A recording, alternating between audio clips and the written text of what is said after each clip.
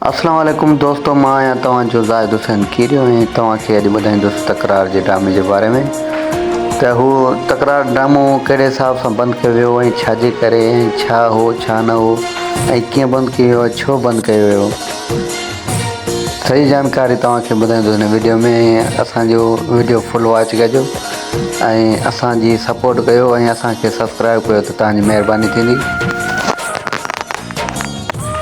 त दोस्तों, पहिरें रमज़ान जे करे अदाकार जेके बि तकरार जी टीम हुई उहा मसरूफ़ हुई, सो उन हवाले सां कुझु तकरार जूं एपिसोड भरण में देरि थी वई ऐं उहे भरे न सघिया।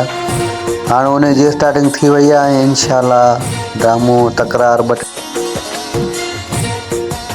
ऐं ॿियो रीज़न इहो त बाबल खान हिन ड्रामे जो डायरेक्टर आहे, सो उन सां कुझु ज़ाती मसइला पंहिंजा हूंदा आहिनि, उहे मसइलो को हलियो पिए, सो इन जे करे उहो ड्रामो रिकॉर्ड न करे सघियो ऐं उन जे वजह सां बि कुझु ड्रामो रुकी वियो आहे। पर हाणे कोशिशि लॻी पिया ऐं हुनजी शूटिंग बि ॾाढी तेज़ी सां चालू थी वई आहे ऐं कुझु एपिसोड निकिरी चुकियूं आहिनि ऐं एपिसोडियूं भरण में सारी टीम सॼी तकरार जी मसरूफ़ आहे ऐं ईंदड़ सूमर सां इंशाअल्लाह ईंदड़ सूमर ते तकरार जी 310 एपिसोड अची वेंदी ऐं तव्हां सभिनी दोस्तनि खे इंतज़ारु हो, उहे इंतज़ार जूं घड़ियूं पूरियूं थी चुकियूं आहिनि ऐं हाणे तव्हांजे साम्हूं तकरार ड्रामो सूमर ते एपिसोड अची वियो।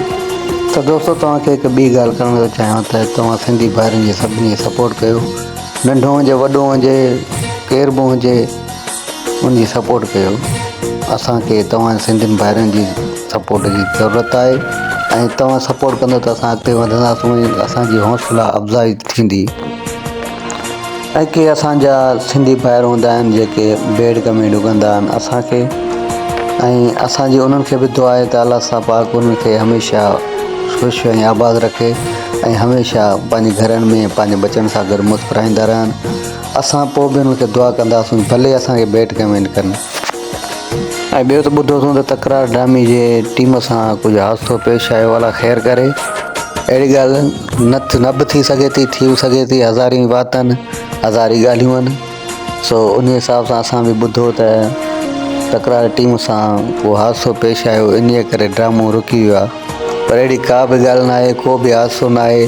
हर को पंहिंजा व्यूज़ वधाइण लाइ ऐं सब्सक्राइब वधाइण लाइ कहिड़ियूं बि ॻाल्हियूं करे सघे थो।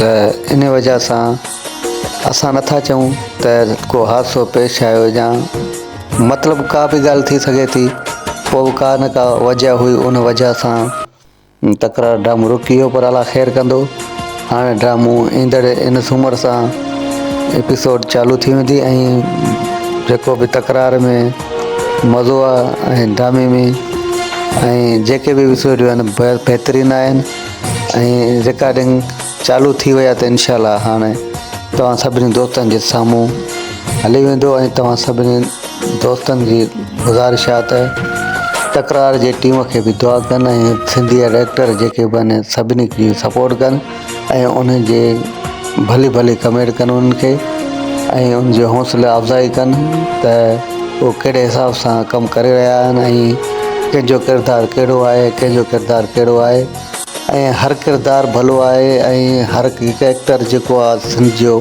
असां लाइ प्यारा एक्टर आहिनि ऐं असां हर एक्टर जी इज़त कंदा आहियूं ऐं असांजे सिंध जा आहिनि ऐं असांजे सिंध जा हीरा आहिनि।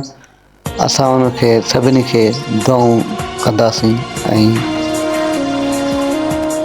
दोस्तो, रुगो ड्रामो तकरार न आहे, ड्रामा सिंध जा माशाअल्लाह सभु बहितरीनु आहिनि ऐं बहितरीनु किरदार आहिनि सभिनी जा।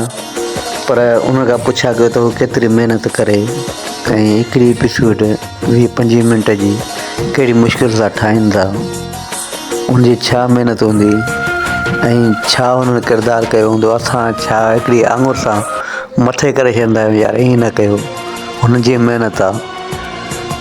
ड्रामो हर ड्रामो बहितरीनु आहे, जॾहिं तव्हां ध्यान सां ॾिसंदव न त हर एपिसोड हर ड्रामो तव्हांखे दिलि सां लॻंदो। त दोस्तो, मुंहिंजे तरफ़ां तव्हां सभिनी दोस्तनि खे अस्सलाम वालेकुम।